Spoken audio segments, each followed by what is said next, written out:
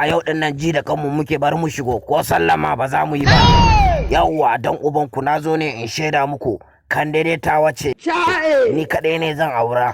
Dan ubanku Kande ita ce transformer zuciyata, ita ce rayuwata, Kande ita ce marmarina, Kande ita ce haske na rantse duk wanda ya ce zai kuskura yi magana wa Kande ko da magana haka ne sai na fille mai kai, na sare mai kai, na aika sa har lahira kai.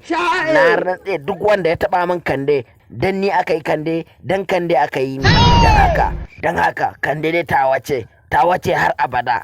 Dan ubanka kai ma naji ka taɓa yi mata magana, daga yau kada ka sake mata magana, kai ma haka. Dan ubanku dukkanku wanda yi magana wa Kande naji ku ne yan giya, yan shaye-shaye, wai nan ne gidan ko? To duk wanda yi magana wa Kande zan fille markai da tsane mai wuya. Kai don uban waye ne yace yana son Kande a cikin gidan nan? Malam Mimi ko ne? Ƙarya ne, wallahi ni ban san Kande ba. Kande bata san ni ba, ni ban san ta ba. Wancan mahaukaciyar yarinya ni ban san ta ba, bata san ni ba. Wancan yarinyan mai kama da birnin nan, mahaukaciyar nan, mai tsiririn wuyan nan, ni ban san ta ba.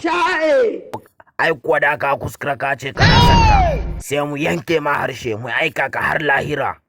Wallahi ni ban san ta ba, ni ban san ta ba.